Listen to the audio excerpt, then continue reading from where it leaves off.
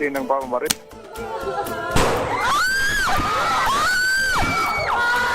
Umabot na sa 4, 3 yung mga balagita at isang binatang konfirmadong nasawi. Can we say that actually someone is at fault here? I think definitely there will be people at fault. So number one, I think just to put it out there talaga, yung mga adults surrounding the child, the fact that they were able to get access, na may access sila sa barel. Eh yung bata na yan, nakamatay yan eh! Nakamatay yan! Nakamatay yan ang tao! So ano? Ibababahay pag-asa lang yun? I think walang may isang sagot kung paano talagang bibigay yan. Kasi, of course, we can imagine all these parents are probably feeling I can never forgive. Hindi ko kayang ipagpatawad sa mga taong ito, kahit mga bata pa to. And karapatan nila maramdaman yun. Instead, mas palakasin, mas palalimin pa ang ating mental health services, ang ating community mental health services, ang ating family development services.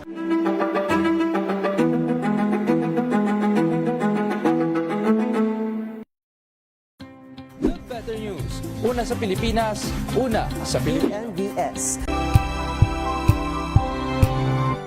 Ang Lunas ay may extension na. Lunas Extension. Magandang gabi Pilipinas, Metro and Mega Manila. 30 minutes na discussion tungkol sa ating kalusugan, pangangalaga ng ating katawan at pag-iwas sa iba't ibang karamdaman. Ito po ang programang Lunas Extension sa DZRH at RHTV. Makakasama po Eleni Bensal, and this evening mapalad po tayo at nagiging suki na natin sa ating palatuntunan ang ating pinagkakatiwalaang dermatologist. Walang iba kung hindi si Dr. Grace Carol Beltran. Magandang gabi po sa inyo, Doc. Hi, good evening, Ella, at saka sa lahat ng mga nakikinig sa atin ngayon. Ngayong gabing ito, Doc, pag-usapan naman po natin alipunga o athlete's foot. Bakit nga ba nagkakaroon, Doc, ng alipunga o athlete's foot? Ano ba yung pinakapangunahing dahilan? Okay. Ang alipunga ay common lamang sa mga taong, basta in general, ang mga alipunga o other fungal infection, they are common sa mga tao na nagpapawis, okay? Laging basa ang balat, okay? Laging basa ang balat. So, kaya athlete's foot kasi yung mga atleta natin, laging pinagpapawisan yung paa.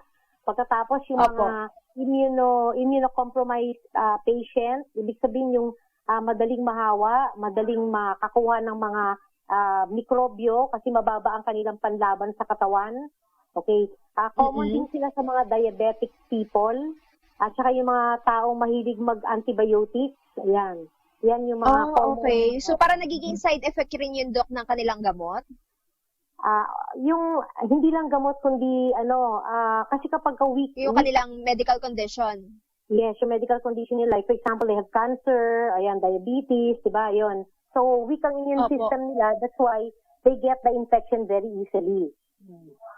Alright. Ito rin ba, Doc, na pagkakaroon ng alipunga ay namamana? Nasa lahi rin po ba yan? Kasi ang immune system na weak or strong ay namamana. So, nasasabi natin na nasa lahi ang ganitong problema. Yan. May kaugnayan rin daw po ba dyan din, Doc, yung kanilang blood type, na kapag blood type O ka, o A, or B? Hindi naman, grabe. Hindi naman. Sa ano lang, immune system, depende sa how strong and how weak the immune system is. So, parang ano rin yan COVID-19, di ba? Pag mas malakas ang resistensya mo, mas mahirap kang magkaroon ng sakit. Tsaka, mas hindi seryoso ang sakit mo. Pagka weak ang immune system mo, then you develop the more severe type of infection. Ayan. So, ang alipunga kasi ay maraming klase. Okay? Alam niyo ba na ang alipunga ay maraming klase? Okay.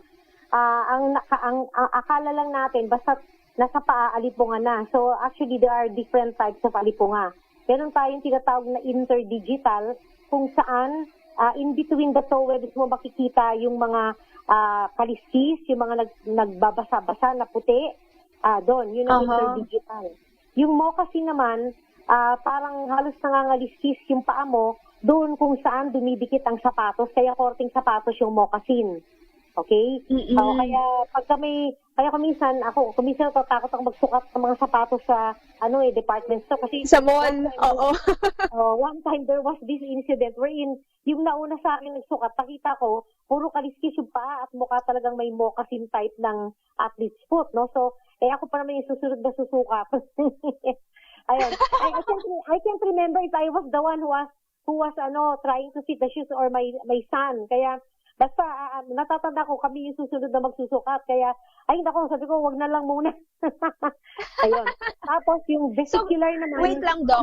Bali, ganun po kabilis na makahawa itong alipungan na kunwari ako yung nagsukat ng sapatos at sabihin natin for example na nakitaan mo ng may pagka-scaly yung skin, yung aking paa, tapos ikaw yung next, kahit saglit lang na segundo, minuto mong sinukat rin yung sapatos na sinukat ko, Doc, maaari ka na rin mahawa?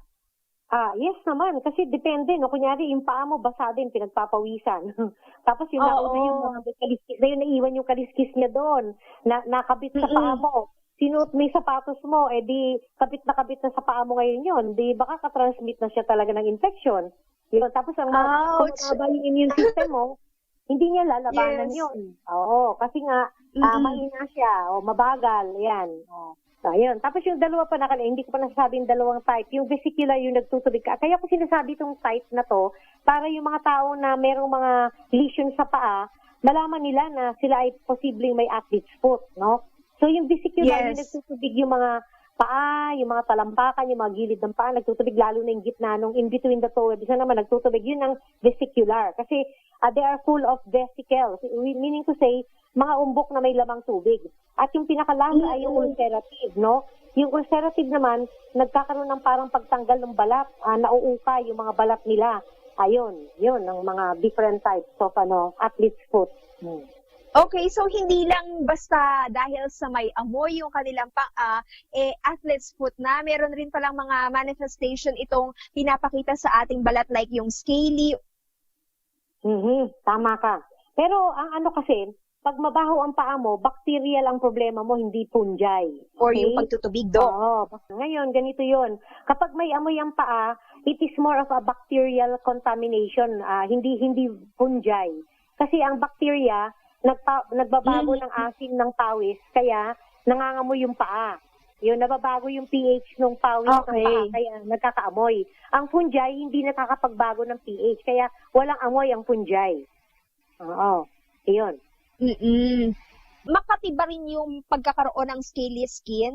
Oo. Na cause Pag may ng fungal alipungan? infection ka, makati yun. Kaya nga ako minsan nagsusugat lalo kasi nga nakakamot mo without tawag dito, parang ang subconsciously nagkakamot ka, hindi mo nare-realize na kinakamot mo na pala. Kasi nga medyo makati din siya talaga. Saka kapag nakukuha mo din siya kapag naglalakad ka na walang tsinelas, kapag ikaw ay nag-swimming, sa mga locker floor rooms, no? At saka yung mga yung pag gumagamit ka ng mga sport equipments na ginagamit ng tao na may fungi din, so you could easily get them also. Okay. Pero ang pagkakaroon, Doc, nitong alipunga ay sa paa lang ba? Or maaaring mahawa yung kamay mo? Kasi kung nakamot-kamot mo yung paang nangangati na may scaly skin na cause nga po ng alipunga, pwede rin bang magkaroon ito sa kamay? Oo, kaya nga may tinatawag tayo na 2 feet, 1 hand syndrome. Yung 2 feet, 1 hand, yung dominant hand mo yung nagkakaroon ng una kasi nga, yun yung pinangkakamot mo. Kaya later on, they will be infected also. Kaya yan yung 2 feet, 1 hand syndrome. Alright. Pag-usapan naman natin, Doc, paano nga po ba itinitreat? Ano nga po ba ang pamamaraan ng paggagamot dito? Maaari daw po bang maidaan to sa pagbabad na lang ng tubig na may asin? Yun po ang ating babalikan, Doc. Dito pa rin po sa programang Lunas Extension sa DZRA-RH-TV. This time check is brought to you by ACS. Hello, Washi! Laundry day na naman! Yay! Anong meron? Mancha ng chocolate, putik, may libag pa! Kaya natin yan! With Pride Washing Machine Detergent, may triple stain-away formula. Tanggal ang makapit, madikit, at malupit na dumit mancha. Kaya easy-easy ang labada. Mula noon hanggang ngayon! All you need is pride! All you need is pride! ACS.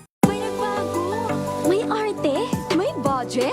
Akala nyo lang yon. So solid! White Rose Papaya, wow, White Rose! White Rose Papaya, wow, White Rose! White Rose Papaya! May glow up times 2 kasi may papaya at niacinamide. May shea butter and tea tree oil pa. Kutis sulit ang glow up. With a white rose papaya. White rose papaya. Kutis sulit ang glow up. ACS. Galalala Falcon. Galalala Falcon. Ang bango ng sampayan. Tara na magsayawan. Califabcon, amoy nakaka-joyful.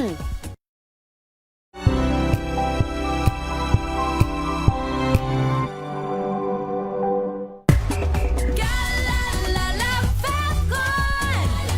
Galalala Falcon.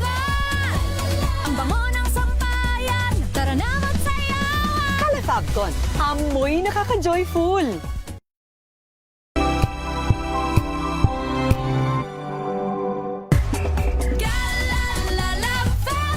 Galalala Falcon. Galalala Falcon. Ang bango ng sampayan. Tara na magsayawan. Califabcon, amoy nakaka-joyful.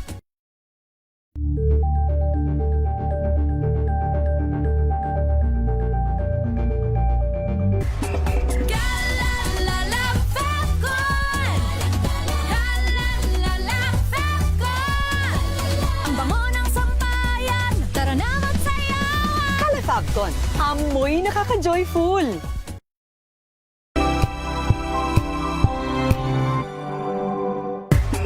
Galalala Falcon. Galalala Falcon. Ang bango ng sampayan. Tara na magsayawan. Califabcon, amoy nakaka-joyful.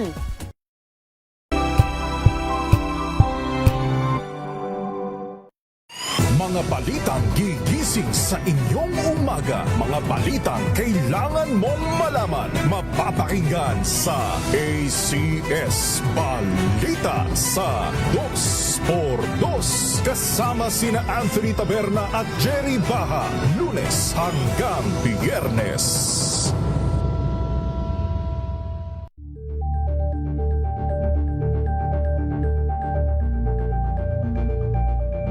Alamin ang mga maiinit na isyung pambayan, mga balitang kailangan mong malaman, usapin sa pamahalaan, politika, ekonomiya at kabuhayan. Ito ang mga dapat mong malaman, pakialaman at pag-uusapan dahil kayo ang tinig ng mamamayan dito sa Damdaming Bayan.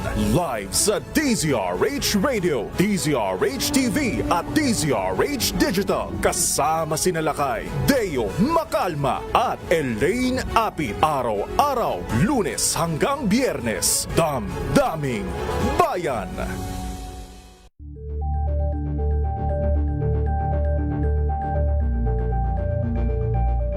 Tambalang Anthony Taberna at Jerry Baha ang gigising sa inyong umaga dahil lalatay ang humahagupit na diskusyon at komentaryo Lunes hanggang Biyernes sa 2x2.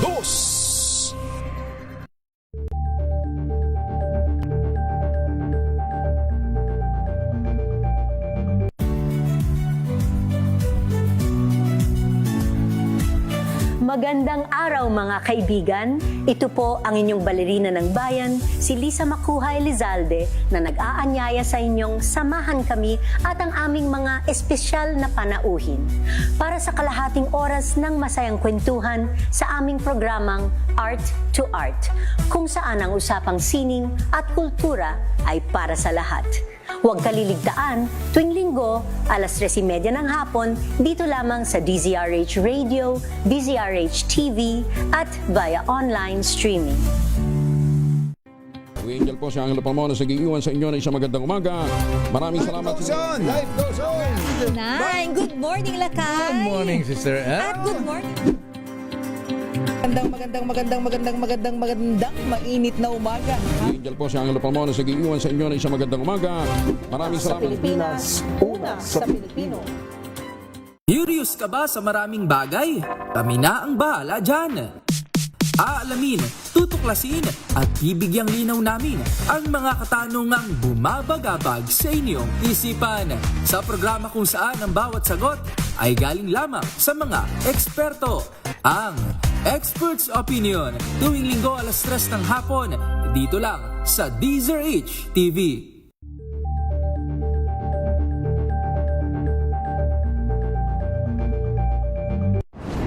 Kung good vibes ang hanap mo, dito ka na sa sigurado! Mula sa mga istoryang nagbibigay ng inspirasyon hanggang sa mga kwentong may dalang solusyon. Mga balitang pampagaan ang pakiramdam at pampaganda ng araw. Hindi lang ba sa good news, kundi the better news. Mula Lunes hanggang Biyernes, 1:00 ng tanghali sa DZRH TV. Better News. Una sa Pilipinas, una sa Pilipinas. NBS, Trending and Bara Show. Nakahandang Sa ating balitan mga kaibigan sa Rapido Hataw. Public Service Hour. Siyempre pa, una sa Pilipinas. Una Yan ang kabuhanan din palatuntuan ng break time. Sabay nyo na po ang mga balita at talakayan sa Balansyado. Maraming salamat. Sa pagbabalik tanaw sa 87 taong legasiya ng DZRH, napagtagumpayan na ng kauna-unahang himpilan ng radyo sa Pilipinas ang iba't ibang pagsubok, kabilang na ang bangungot noong panahon ng ikalawang digmaang pandaigdig. Impormasyong naihatid ng himpilang KZRH ang siyang naging kaagapay ng mga Pilipino at nakasama hanggang sa nakamit ang kalayaan. At nang muling mapas sa kamay ng mga Pilipino ang kasarinlan, nagbukas din ang panibagong yugto para sa himpilan. Mula sa KZRH na kalaunay naging DZRH, ang mga balita at impormasyon ang nagsilbing gabay ng mga Pilipino. Naging hudyat ito ng panibagong simula at patuloy na paglago, kasabay ng pagsilang ng mga programang nag-iwan ng bakas sa kasaysayan at sa puso ng bawat Pilipino.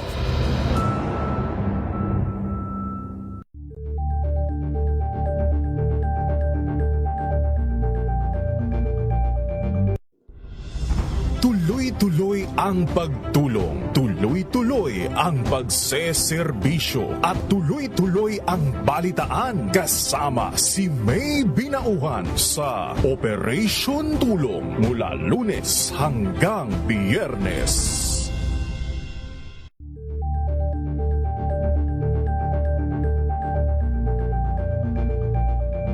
Ngayong ika-87 taon ang kauna-unahang himpilan ng radyo sa Pilipinas, ang DZRH, patuloy pa rin magbabalita, magseserbisyo at magbibigay pag-asa sa iba't ibang sulok ng bansa.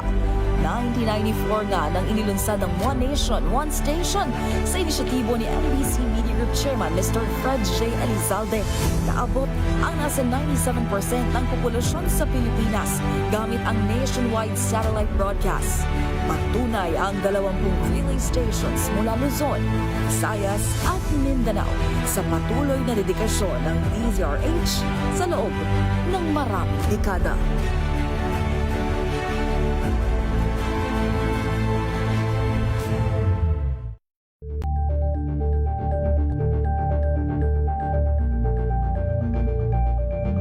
Maagang balitaan, maagang usapan sa mga issue at balita kasama si Kuya Angelo Palmones sa Magandang Umaga Pilipinas mula Lunes hanggang Biyernes.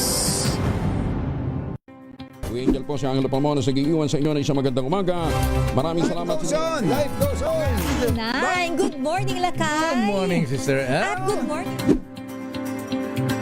Magandang mainit na umaga. Angel po si Angelo Palmones, nag-iiwan sa inyo na isang magandang umaga.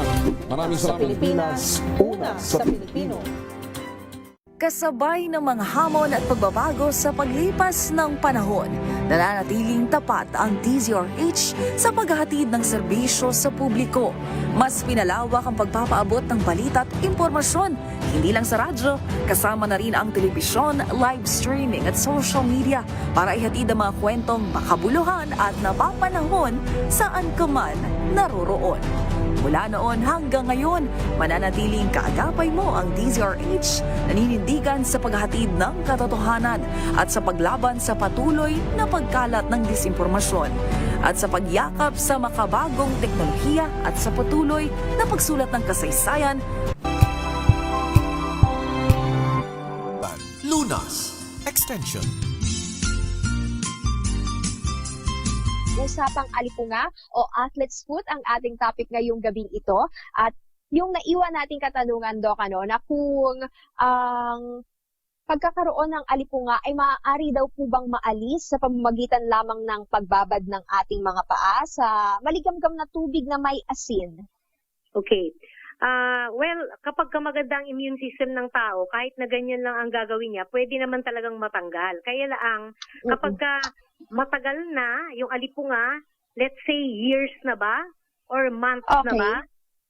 Then there is really a need for intervention, medical intervention. Usually, pinapainom namin ng mga gamot at saka pinapapahira namin ng mga gamot na antifungal. Pero, minsan, dahil sa tagal na ng athlete's foot niya, yung kuko nai-infect na din. Yun yung tinatawag na tinea unguium. Okay? So, sa tinea unguium, hindi lang athlete's foot, kundi pati mga kuko ay apektado na, kaya mas matagal ang gamutan. Usual ba, Doc? Gaano po ba katagal yung pagkakaroon ng alipunga? Depende nga. Kung ikaw ay magandang immune system, kunyari nagkaroon ka, tapos later on, kung mas maganda pa yung immune system mo, nawawala siya within a week, within 2 weeks, ganun. Pero may mga ibang tao ako na talagang tiniis nila kasi nga, una-una, kulang ang pangbayad nila sa mga gamot. So, they make tiis-tiis. So, kung minsan umaabot, mga 1 year na yung alipunga, hindi pa nila napapanood. Okay, grabe na. Pag nakita mo, parang binurdahan na yung mga paa nila. Ano po ba yung mga gagawin, Doc, para nga po maiwasan yung recurrence ng athlete's foot, Kung sakali nga pong nadaan na sa treatment, paano yung mga sapatos nila at yung medyas nila, Doc, kailangan ba itapon na? Okay, ganitong ginagawa ko. Una-una, I will advise them to wear an open shoes, okay? Open shoes talagang pinakamaganda kasi una-una, nape-prevent mo yung excessive sweating. Oo, may hangin. So, napapahanginan mo, natatanggal-tanggal mo sa paa mo yung sapatos, ganyan, no?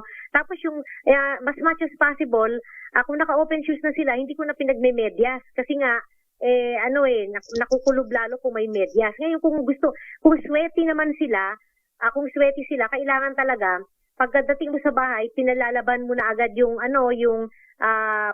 medyas at pagkatapos binababad mo na sa tubig na may asin yung kanilang mga paa para nga kung may fungi man doon na kumapit na hindi magtatagal, mamamatay agad. Okay? Tapos kung ang sapatos nila ay ayaw nilang itapon, dapat ibibilad nila ito sa bubungan ng kanilang mga bahay kung saan mainit na mainit. Sa araw. Oo, yes. Sa mga usually kung severe yung infection, pinabababad ko for at least 3 weeks yung continuously, no? Pero syempre kung umulan, natatanggal mo na uli. Yun. Tapos ibabalik mo na lang ulit. Dapat mga at least 2 to 3 weeks yung ibababad sa ilalim ng araw. Yan. Tapos sa ang ibang mga doktor, ang ginagawa nila, yung gamot mismo na pinapahid doon sa balat, pwede mo rin ipahid doon sa sapatos mo. Lalo na kung leather. Kasi leather, inaano niya parehas yan sa paa mo, leather din kasi yung paa mo, di ba? So it will definitely be effective kasi nga parang paa mo lang din yun naman yung pinahiran mo ng gamot. Yes. Pero meron lahat ba topical medication yan, Doc? Or meron rin tayong ibinibigay na oral medication? Meron tayong oral talaga. Very important yung oral, lalo na kung widespread na. Kunyari, yung mga moccasin type na, ganyan, no? Kung TOWEB, kung interdigital lang, at nakita mo isa lang yung TOWEB, pwede naman pamahid. Pero ako, I would really prefer na meron talagang oral medication. Kasi you never know what is the extent Kung minsan hindi nakikita, minsan bago mo makita matagal Kailangan mag-proliferate muna siya ng gusto bago mo makita meron na pala 'yon, no? Oo, 'yan. Oo. Pero usually parehas talaga na paa, Doc, infected or affected ng alipunga. Sa umpisa, isang paa lang usually, pero eventually, mahahawa na din yung kabilang paa kung nagtatagal masyado. Kasi minsan, di ba, meron tayong habits na pinapatong mo yung paa doon sa kabila, o pinangkakamot mo yung isang paa doon sa kabilang paa. Yes, opo. Mahahawa yun, ginaganon-ganon mo siya. Ayan. Oo. Sa pang tanong natin, yung dun sa mga nahawang bahagi, ano naman daw po yung gagawin kung sakaling nasa kamay na rin? Ganun din, isang gamutan lang yun, yung iniinom tsaka pinapahid, pareho lang yun. So pag ininom mo yun, at tsaka pinahid mo sa lahat ng lugar, ganun din ang... Pwede rin daw ba ibabat ito sa maligamgam na tubig na may asin? Pwede naman kung paa at kamay, pero kung katawan, hindi mo pwede ibabad. Kunyari, nasa siko mo, hindi mo pwede ibabad. Ayun. Usually ang preference nila yung mga mga interdigital Oo. kagaya ng yung mga kilikili, singit, poet, Okay. ayan. Yung mga daliri, yung yung mga pinagpapawisan tsaka laging basa. Ayan ang favorite na lugar ng mga punjay na tubuan. Gaano naman daw po ba kabilis naman yung pag-take effect ng ating medication, Doc, kung sakali nga pong sinimulan na nila yung paglalagay ng cream or ointment, Okay. yung topical medication? Okay, kung skin lang, ang bilis, immediately, mga 5 days lang, halos na yan. Pero kung kuko, you will wait for about 4 to 5 months bago makita yung bagong kuko. Anong nangyayari sa kuko, Doc? Anong nagiging itsura kapag naapektuhan po ng alipunga? Well, pwede siyang maging kulay dilaw o brownish, kumakapal yung kuko, nagbi-brittle, nagka-crack-crack, naduduro, ganon. Yun ang mga itsura ng mga fungal infection.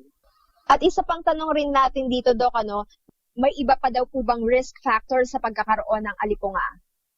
Immunosuppressed na individuals like if they have cancer, HIV, yung mga, yung mga elderly, diabetic, yan, those who take a lot of antibiotics for antibacterial because they can kill the normal bacteria na nagpe-prevent ng fungal overgrowth, no? Ayan, tapos yung mga excessively sweating, yung mga mahilig magsusuot ng masisikip na damit, yung tight-fitting jeans, tight-fitting outfit, ayan. Yung mga nagtatrabaho sa mga gym, yan, kasi exercise, dumidikit-dikit sa mga hiliga ng dami-daming tao, then they could easily get the infection. Pero syempre, yung mga fungal infection, hindi naman yan limited lang dito sa superficial. Yung dinidiscuss natin, these are the most common superficial and non-invasive. Sabi, they're not as life-threatening as other fungal infections. No? Pagka life-threatening na, nakakatakot na. Oo, yun yung mga dapat talagang iwasan natin. No? Ayan. Dok, makakatulong din naman daw po ba yung paggamit ng foot powder? Kasi diba, may mga taong pawisin ng paa, sinasabi na lagyan mo ng foot powder o di naman kaya tawas para daw po iwasan yung pagkakaroon ng smelly feet. Oo, tama. O smelly foot. In fact, pwede mong gamitin instead of the normal saline o yung may salt solution, pwedeng tawas, tinitimpla yan, no? Yun, binababad mo dun yung paa at kamay para kung may nagsisimulang punjay, mamamatay agad. Tsaka it also helps prevent excessive sweating, yung tawas. Kaya lang, kung very dry ang skin mo, lalo na yung mga matatanda na elderly, kung very dry ang skin mo, I would prefer the saline, yung salt, kesa yung tawas. Kasi very dry na yung skin nila, lalo magda-dry, baka iba naman maging problema. Ayan. So, definitely, yung mga antifungal powder can really help. Lalo na for those with sweaty feet. Meron din tayong mga nabibili, Dok, na ini-spray sa sapatos, di ba? So, pampabango lang ba yan talaga ng sapatos or para mapatay rin po yung bacteria na nagkukos ng pangangamoy? It depends on the product Kasi marami talagang binibenta ngayon pero kailangan titingnan mo yung laman niya kung may antifungal component ba ito o ito ba ay pampabango lamang. Kasi kung pampabango lang, baka lalong gumrabi kasi may allergy ka pala dun sa perfume, di lalong nangati-ngati ka. Dalawa na yung problema mo. When is the right time daw po ba to seek help of specialist or doctor para naman po sa mga may ganito pong klaseng problema sa kanilang paa na nangangamoy o di naman po kaya nangangate dahil sa pagkakaroon nga po ng alipunga? Okay. Well, the best time is that if you cannot treat it anymore and it is getting worse, then you really have to consult a dermatologist. Yun. Kung baga, pag hindi na talaga madaan ng mga home remedy natin na asin at maligamgam na tubig. Tama. Kaya dapat about time to see a doctor. At ano naman po ba yung mai-recommend natin, Doc, na pampalakas ng resistensya dahil it has something to do with our immune system, para nga po maiwasan rin po natin yung alipunga? Yung mga vitamins and minerals na antioxidants, considered as antioxidants. So, ayan, lahat yan pwede yan. No? Yung, kung ano man yung iniinom ninyo na anti-COVID na antioxidant, ganun din sa antifungal. At syempre, proper hygiene, Doc? Wag basta-basta nang hihiram ng tsinelas, sapatos, medyas. Oo, tama. At saka wag maglalakad ng nakapaa. Kasi madami kang mikrobyo. Mapako ka pa. Maraming salamat, Dr. Grace. para po sa mga gusto pong magpakonsulta, ang inyo pong clinic address at ang inyo pong clinic schedule. Okay. It's better that they call me na lang in my number. The number to call is 8401-8411. Ayan yung mobile landline ko. 8401-8411.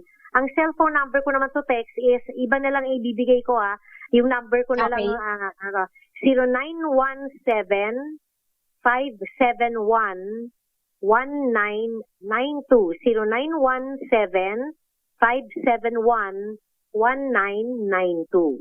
Maraming salamat, Dr. Grace. Thank you din. Bye-bye. Good night. At yan po ang kabuuan ng ating discussion ngayong gabing ito. Inyo pong nakasama Elanie Bensal. Muli, maraming salamat po kay Dr. Grace Carol Beltran sa karagdagang impormasyon na kanyang ibinigay sa atin. At paalala nga po natin sa ating mga kababayan na kakauwi lamang ng kanilang tahanan, huwag kalimutan na maghugas ng kamay, paa o ng buong katawan gamit po ang Shield Bath Soap. Ang Shield Bath Soap ay galit sa sakit at may malasakit at sulit na sulit gawa po sa atin ng ACS. Hanggang sa muli, magkarinigan tayo dito lamang po sa programang Lunas Extension sa DZRH at RHTV. Mga kalunas, hanggang bukas dito sa Lunas Extension.